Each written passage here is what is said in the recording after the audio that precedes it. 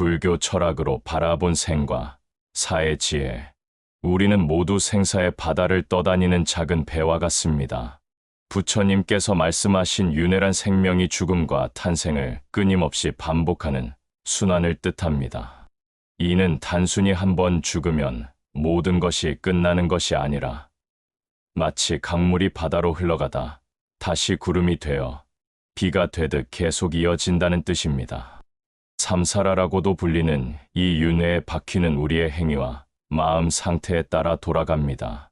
법화경에서 부처님은 중생의 마음이 선하면 선한 곳에 태어나고 악하면 악한 곳에 태어난다고 하셨습니다.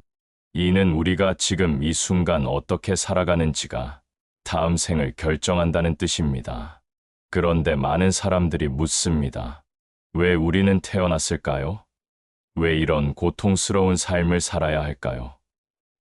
부처님의 가르침에 따르면 우리가 태어나는 이유는 과거 생의 업 때문입니다. 업이란 우리가 몸과 말과 마음으로 짓는 모든 행위를 말합니다. 좋은 행위를 하면 좋은 결과가, 나쁜 행위를 하면 나쁜 결과가 따라옵니다. 따라서 지금 우리가 사람으로 태어난 것도 과거 생에 어느 정도 선한 업을 쌓았기 때문입니다. 하지만 동시에 아직 완전히 깨달음에 이르지 못했기 때문에 다시 태어날 수밖에 없었던 것입니다. 중화함경에서는 탐욕과 성냄과 어리석음이 있는 한 중생은 생사를 벗어날 수 없다고 기록되어 있습니다. 그러나 이 윤회가 결코 절망적인 것만은 아닙니다. 부처님께서는 모든 중생이 본래 부처가 될 수 있는 성품을 가지고 있다고 하셨습니다. 이를 불성이라고 합니다. 그러므로 우리가 지금 겪는 모든 경험은 궁극적으로 깨달음을 향해 나아가는 과정입니다. 죽음을 맞는 이유 역시 마찬가지입니다. 죽음은 끝이 아니라 새로운 시작을 위한 과정입니다. 마치 나무가 가을에 잎을 떨어뜨리고 겨울을 견뎌 봄에 새 잎을 피우듯 죽음은 새로운 생명으로 이어지는 자연스러운 변화입니다. 디가니카야에서 부처님은 죽음은 고통이 아니라 변화일 뿐이라고 말씀하셨습니다. 그럼에도 불구하고 우리는 죽음을 두려워합니다. 왜냐하면 우리가 이 몸과 마음을 내 것이라고 여기며 집착하기 때문입니다. 하지만 부처님의 가르침을 통해 우리는 이 집착에서 벗어날 수 있습니다. 그때 비로소 생사의 바다를 자유롭게 건널 수 있는 지혜를 얻게 됩니다. 세상 모든 것이 변한다는 무상의 진리는 부처님 가르침의 핵심입니다. 무상이란 영원히 머물러 있는 것이 하나도 없다는 뜻입니다. 우리가 보는 산도, 바다도, 우리 자신도 모두 끊임없이 변하고 있습니다. 부처님께서는 상응부 경전에서 모든 형성된 것들은 무상하다, 게으르지 말고 정진하라는 마지막 말씀을 남기셨습니다. 이는 변화가 두려운 것이 아니라 오히려 우리가 깨달음에 이를 수 있는 희망이라는 뜻입니다. 만약 모든 것이 변하지 않는다면 고통받는 사람은 영원히 고통받고 어리석은 사람은 영원히 어리석을 것입니다. 일상에서 무상을 관찰해보면 어렵지 않습니다. 아침에 핀 꽃이 저녁이면 시들고 젊었던 사람이 나이 들어 주름이 생깁니다. 기쁨도 슬픔도 모두 시간이 지나면 사라집니다. 화가 날 때 이 감정도 곧 사라질 것이라고 생각하면 마음이 한결 편해집니다. 그러나 우리는 자주 이 진리를 잊습니다. 좋은 일이 있으면 영원히 계속되기를 바라고 나쁜 일이 있으면 절대 끝나지 않을 것 같아 절망합니다. 이런 마음이 바로 고통의 원인입니다. 중론에서 나가르주나는 무상함을 깨달으면 모든 집착에서 벗어날 수 있다고 설명했습니다. 따라서 무상을 올바르게 이해하는 것이 죽음을 받아들이는 첫 번째 단계입니다. 우리 몸이 늙고 병들고 죽는 것은 자연스러운 변화의 과정입니다. 이를 거부하거나 저항할 필요가 없습니다. 오히려 이 변화를 통해 우리는 더 깊은 지혜를 얻을 수 있습니다. 무상을 받아들이면 삶도 달라집니다. 소중한 사람과의 시간을 더욱 감사하게 여기고 작은 행복에도 만족할 줄 알게 됩니다. 고통스러운 순간에도 이것 또한 지나갈 것이라는 여유를 가질 수 있습니다. 부처님께서는 모든 만남은 헤어짐이 있고 모든 만들어진 것은 무너짐이 있다고 하셨습니다. 이 말씀은 슬프게 들릴 수 있지만 실제로는 우리에게 자유를 주는 가르침입니다. 변화하지 않는 것에 매달리지 않아도 되고 영원히 지속되지 않을 것에 절망하지 않아도 됩니다. 무상의 진리를 깊이 이해하면 죽음도 단순한 변화의 하나로 받아들일 수 있습니다. 우리는 매 순간 죽고 다시 태어나고 있습니다. 어제의 내가 오늘의 내가 되는 것도 일종의 죽음과 탄생입니다. 그러므로 죽음은 우리에게 낯선 것이 아니라 이미 익숙한 변화의 연장선에 있습니다. 부처님께서 깨달으신 첫 번째 성스러운 진리는 고성제입니다. 고성제는 인생이 근본적으로 고통이라는 가르침입니다. 하지만 이것이 삶을 부정적으로 보라는 뜻은 아닙니다. 오히려 고통의 실상을 정확히 알아야 그것을 해결할 수 있다는 의미입니다. 부처님은 고통을 생로병사로 설명하셨습니다. 생고는 태어나는 고통, 노고는 늙는 고통, 병고는 아픈 고통, 사고는 죽는 고통을 말합니다. 이 네 가지 고통은 누구도 피할 수 없는 인간 존재의 기본 조건입니다. 아무리 부유하고 권력이 있어도 이 고통에서 자유로울 수 없습니다. 그런데 우리가 특히 두려워하는 것은 죽음입니다. 왜 그럴까요? 전륜 성왕경에서 부처님은 사람들이 죽음을 두려워하는 것은 죽음 자체 때문이 아니라 이지에 대한 두려움 때문이라고 하셨습니다. 우리는 죽음 이후에 무엇이 될지 모르기 때문에 불안해합니다. 또한 죽음이 두려운 이유는 우리가 이 몸과 마음을 진짜 자기라고 생각하기 때문입니다. 하지만 부처님께서는 이 몸과 마음이 진정한 자기가 아니라고 가르치셨습니다. 오운이라고 불리는 5가지 요소가 임시로 모여 있을 뿐입니다. 오운은 색온, 수온, 상온, 행온, 식온을 말하는데 간단히 말해 몸과 감각과 생각과 의지와 의식을 뜻합니다. 그러므로 죽음에 대한 두려움은 착각에서 비롯됩니다. 진짜 사라지는 것이 아니라 임시로 모였던 요소들이 흩어질 뿐입니다. 마치 구름이 모였다가 흩어지는 것과 같습니다. 구름이 사라져도 물은 여전히 존재하듯 우리의 본질적인 부분은 계속됩니다. 그러나 고통을 피하려고 하거나 죽음을 부정하려고 하면 오히려 더 큰 고통이 됩니다. 부처님께서는 고통을 받아들이는 자는 고통에서 벗어나고 고통을 거부하는 자는 고통에 빠진다고 하셨습니다. 이는 고통과 싸우지 말고 그 실상을 바르게 보라는 뜻입니다. 따라서 죽음의 두려움도 마찬가지입니다. 두려움과 싸우지 말고 그 두려움이 어디에서 오는지 살펴보면 됩니다. 대부분의 두려움은 알지 못하는 것에서 옵니다. 그러므로 죽음에 대해 올바르게 이해하면 두려움도 자연스럽게 줄어듭니다. 사성제의 두 번째는 집성제로 고통의 원인이 가래라고 합니다. 가래란 끝없는 욕망과 집착을 뜻합니다. 우리가 무언가를 간절히 원하거나 잃기 싫어할 때 고통이 생깁니다. 죽음에 대한 두려움도 결국 삶에 대한 집착에서 나옵니다. 세 번째 성스러운 진리인 멸성제는 고통이 사라질 수 있다는 희망의 메시지입니다. 집착을 버리면 고통도 사라집니다. 네 번째인 도성제는 고통에서 벗어나는 구체적인 방법으로 팔정도를 제시합니다. 팔정도는 올바른 견해, 올바른 생각, 올바른 말, 올바른 행동, 올바른 생활, 올바른 정진, 올바른 마음 챙김, 올바른 선정을 말합니다. 이 가르침을 통해 우리는 죽음을 새로운 시각으로 바라볼 수 있습니다. 죽음은 피해야 할 적이 아니라 삶의 자연스러운 부분입니다. 이를 받아들일 때 우리는 비로소 진정한 평안을 얻을 수 있습니다. 우리가 죽음을 두려워하는 가장 큰 이유는 집착 때문입니다. 집착이란 무언가를 꽉 붙잡고 놓지 않으려는 마음을 말합니다. 우리는 내 몸, 내 가족, 내 재산, 내 지위에 집착합니다. 이런 것들을 잃을까봐 두려워하고, 특히 죽음을 통해 모든 것을 잃게 될까봐 무서워합니다. 부처님께서는 상응부 경전에서 모든 고통의 뿌리는 집착이다라고 하셨습니다. 집착하는 마음이 있는 한 우리는 자유로울 수 없습니다.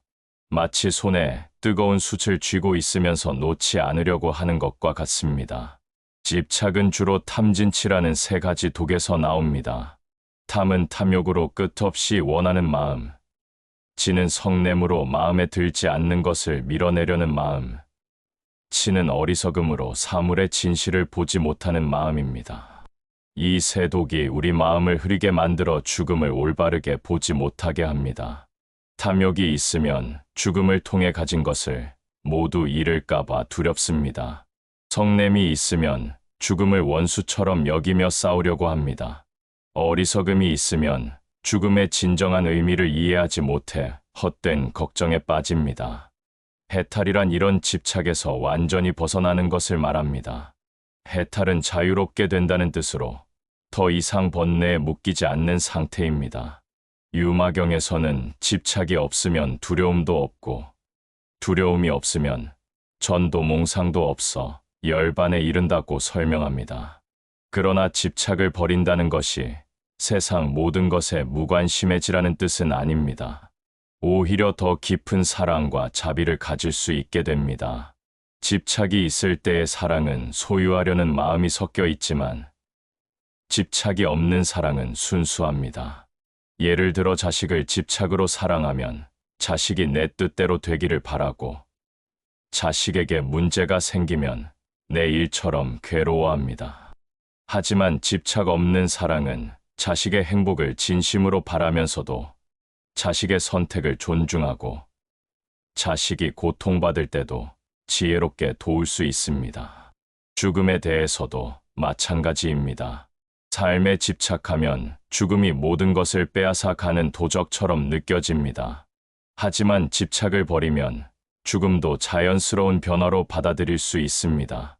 유마거사는 생사에 집착하지 않으면 생사가 자유로워진다고 했습니다. 집착에서 벗어나는 방법은 먼저 집착하고 있다는 사실을 알아차리는 것입니다. 그 다음에는 그 집착이 나에게 진정 도움이 되는지 살펴봅니다. 대부분의 경우 집착은 고통만 가져다 줄 뿐입니다. 그럼에도 불구하고 집착을 완전히 버리기는 쉽지 않습니다. 이는 오랜 습관이기 때문입니다. 하지만 조금씩 연습하면 가능합니다. 작은 것부터 놓는 연습을 하고, 명상을 통해 마음을 고요하게 만들고, 부처님의 가르침을 자주 떠올리면 됩니다. 그러면 언젠가는 죽음조차 자유롭게 맞이할 수 있는 경지에 이를 것입니다. 우리가 죽음을 두려워하는 또 다른 이유는 죽음이 모든 것의 끝이라고 생각하기 때문입니다. 하지만 부처님의 가르침에 따르면 죽음은 결코 끝이 아닙니다. 마치 계절이 바뀌듯 하나의 생이 끝나면 새로운 생이 시작됩니다. 이를 이해하기 위해서는 먼저 업의 개념을 알아야 합니다. 업은 우리가 몸과 말과 마음으로 짓는 모든 행위를 뜻합니다. 선한 행위를 하면 선업이 쌓이고, 악한 행위를 하면 악업이 쌓입니다. 이 업은 결코 사라지지 않고 반드시 결과를 가져옵니다. 법구경에서 부처님은 업은 주인을 따라다닌다, 그림자가 형체를 따라다니듯이라고 하셨습니다. 즉, 우리가 지은 업은 죽음으로도 사라지지 않고 다음 생애까지 영향을 미칩니다. 이것이 바로 업의 법칙입니다. 업의 법칙은 매우 정교합니다. 좋은 일을 하면 반드시 좋은 결과가 따라오고, 나쁜 일을 하면 반드시 나쁜 결과가 따라옵니다. 하지만 그 결과가 언제 나타날지는 알 수 없습니다. 어떤 업은 현생에서 바로 결과를 보이고, 어떤 업은 다음 생이나 그 다음 생에서 결과를 보입니다. 재생이란 이런 업의 힘에 의해 새로운 생명체로 다시 태어나는 것을 말합니다. 인간으로 태어날 수도 있고, 동물이나 다른 존재로 태어날 수도 있습니다. 이는 모두 과거 생에서 쌓은 업에 따라 결정됩니다. 따라서 현재 우리의 삶은 과거 생업의 결과이고 동시에 미래 생업의 원인이기도 합니다. 지금 좋은 일을 하면 미래에 좋은 결과를 받고 지금 나쁜 일을 하면 미래에 나쁜 결과를 받게 됩니다. 분별선 악응보경에서는 선인은 선처에 가고 악인은 악처에 간다고 기록되어 있습니다. 그렇다면 업은 어떻게 작용할까요? 가장 중요한 것은 마음가짐입니다. 같은 행위라도 어떤 마음으로 하느냐에 따라 업의 성질이 달라집니다. 진심으로 남을 도우려는 마음으로 하는 일은 큰 선업이 되지만 다른 사람에게 보이려고 하는 일은 그 공덕이 작습니다.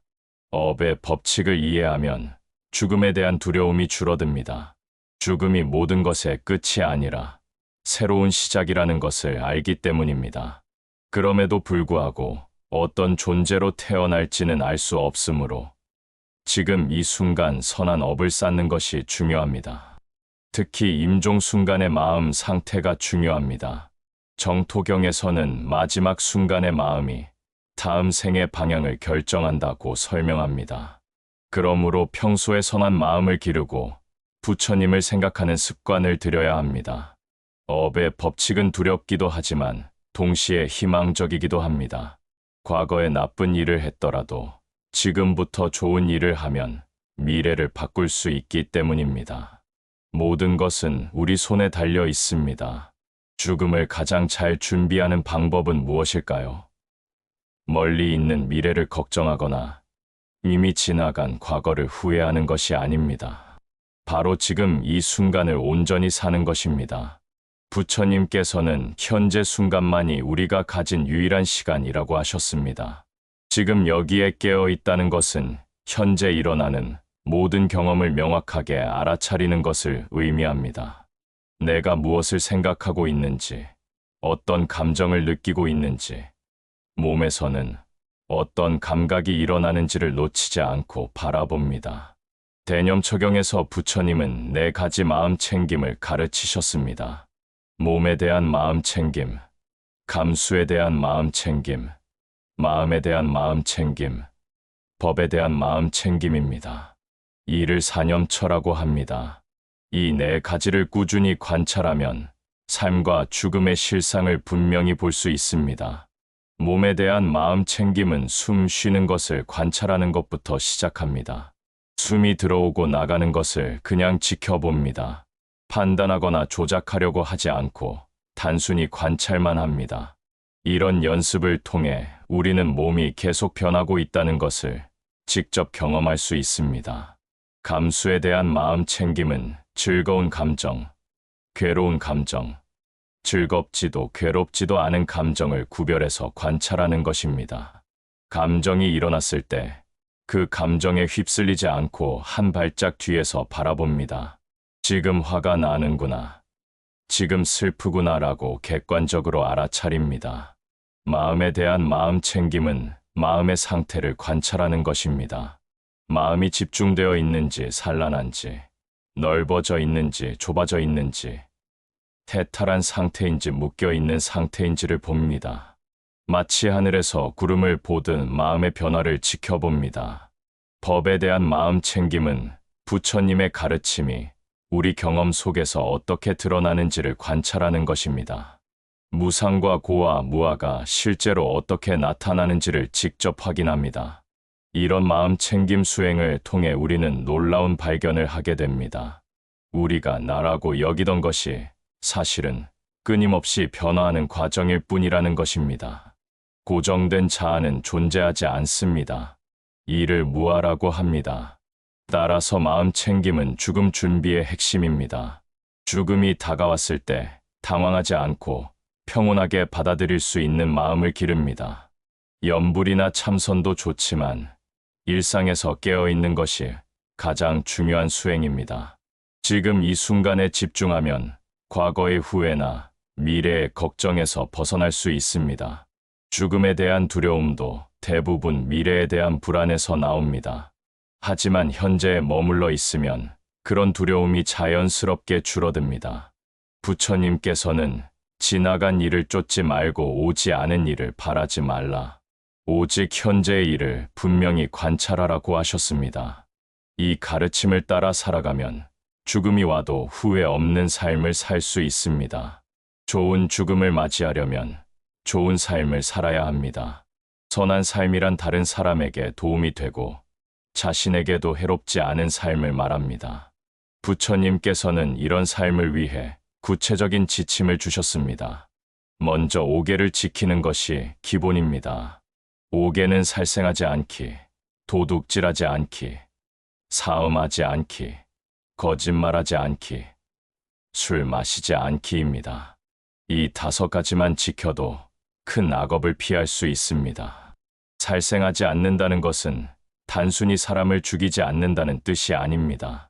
모든 생명을 소중히 여기고 작은 벌레라도 함부로 해치지 않으려는 마음을 말합니다.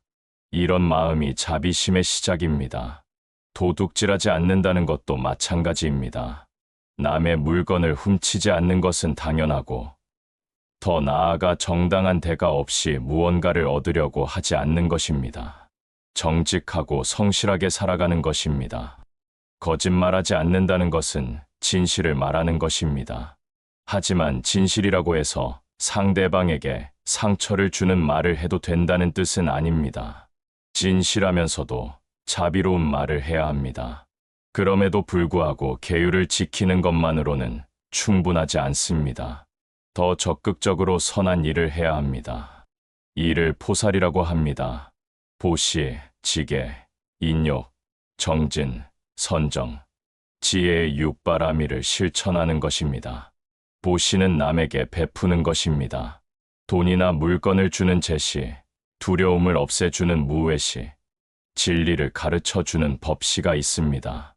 가장 중요한 것은 마음입니다. 진심으로 상대방을 위하는 마음으로 베푸는 것이 참된 보시입니다. 인욕은 참을성을 말합니다. 다른 사람이 나를 괴롭히거나 화나게 해도 성내지 않고 참는 것입니다. 하지만 무조건 참기만 하라는 뜻은 아닙니다.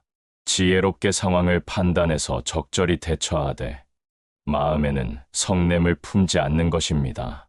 정진은 꾸준히 노력하는 것입니다. 선한 일을 하려는 의지를 잃지 않고 계속 실천해 나가는 것입니다. 때로는 게을러지고 싶고 때로는 포기하고 싶을 때도 있지만 그럴 때마다 다시 일어서는 것이 정진입니다. 지혜는 사물을 있는 그대로 보는 능력입니다. 무상과 고와 무아의 진리를 깊이 이해하고 일상에서 그 진리를 적용하는 것입니다. 지혜가 있으면 어떤 상황에서도 올바른 판단을 할 수 있습니다. 이렇게 선한 삶을 살면 자연스럽게 좋은 업이 쌓입니다. 그리고 이 선업은 임종시에 큰 힘이 됩니다. 평생 선한 일을 한 사람은 죽을 때도 평안합니다. 후회할 일이 없고 두려울 것도 없기 때문입니다. 반대로 악한 일을 많이 한 사람은 죽을 때 고통스럽습니다. 양심의 가책과 미래에 대한 불안 때문입니다. 그러므로 아름다운 죽음을 원한다면 지금부터 선한 삶을 살아야 합니다. 부처님의 궁극적인 가르침은 생사의 고리에서 완전히 벗어나는 것입니다. 이를 열반이라고 합니다. 열반은 모든 번뇌가 소멸된 상태로 더 이상 태어나지도 죽지도 않는 절대적 평안의 경지입니다. 열반이라는 말은 불을 끈다는 뜻입니다. 여기서 불은 탐진치의 번뇌를 말합니다. 이 번뇌의 불이 완전히 꺼지면 더 이상 윤회하지 않습니다. 우다나에서 부처님은 태어나지 않고 만들어지지 않고 형성되지 않은 것이 있다. 그것이 바로 열반이다라고 하셨습니다. 하지만 열반을 이해하기는 쉽지 않습니다. 우리가 경험하는 모든 것은 생멸하는 현상이기 때문에 생멸을 초월한 열반을 상상하기 어렵습니다. 그래서 부처님께서는 열반을 설명할 때 주로 부정적인 표현을 사용하셨습니다. 고통이 없는 것, 번뇌가 없는 것, 생사가 없는 것이라고 말입니다. 열반에 이르는 길은 8정도입니다. 올바른 견해를 가지고 올바른 생각을 하며 올바른 말과 행동과 생활을 하고 올바르게 정진하며 올바르게 마음 챙김하고 올바르게 선정에 든다면 누구나 열반에 이를 수 있습니다. 특히 지혜가 중요합니다. 지혜란 사물의 참모습을 보는 능력입니다. 모든 것이 무상하고 고통이며 무아라는 삼법인을 체득하는 것입니다. 이 지혜가 완성되면 더 이상 어떤 것에도 집착하지 않게 됩니다. 집착이 없으면 업도 생기지 않습니다. 업이 생기지 않으면 재생도 없습니다. 이것이 바로 해탈입니다. 유마경에서는 집착이 없으면 걸림이 없고, 걸림이 없으면 두려움이 없어 뒤바뀐 꿈과 생각이 사라져 궁극적 평안에 이른다고 설명합니다. 그러나 열반은 죽어서 가는 곳이 아닙니다. 살아있는 동안에도 도달할 수 있는 마음 상태입니다. 번뇌가 완전히 소멸되면 비록 몸은 살아있어도 이미 열반에 든 것입니다. 이를 현법열반이라고 합니다. 부처님과 아라한들이 바로 이런 경지에 이른 분들입니다. 그들은 살아있지만 이미 생사를 초월했습니다. 죽음이 와도 전혀 두렵지 않고 오히려 마지막 남은 몸의 고통에서도 벗어날 수 있어서 기쁘기까지 합니다. 따라서 우리의 궁극적인 목표는 이 생에서 깨달음을 이루는 것이어야 합니다. 비록 쉽지는 않지만 불가능한 것도 아닙니다. 부처님께서는 모든 중생이 불성을 가지고 있으므로 누구나 부처가 될 수 있다고 하셨습니다. 그럼에도 불구하고 깨달음에 이르지 못하더라도 절망할 필요는 없습니다. 지금 이 순간 최선을 다해 선한 삶을 살면 그것만으로도 의미가 있습니다. 그리고 언젠가는 반드시 모든 존재가 고통에서 벗어날 날이 올 것입니다. 생과 사는 결국 우리가 깨달음에 이르기 위한 과정입니다. 이를 올바르게 이해하고 받아들일 때 우리는 진정한 자유와 평안을 얻을 수 있습니다. 그것이 바로 부처님께서 우리에게 전해주신 가장 큰 선물입니다.